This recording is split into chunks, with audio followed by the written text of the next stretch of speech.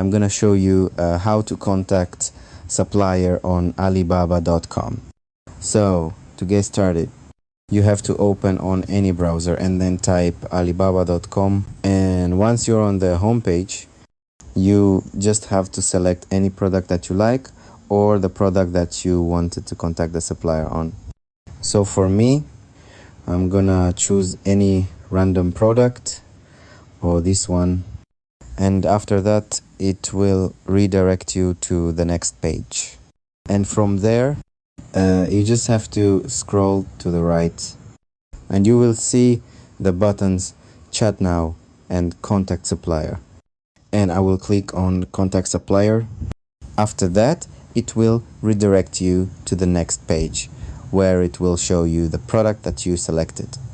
And so from there, you just have to fill up all the details that you needed, and then that's how you contact supplier on Alibaba.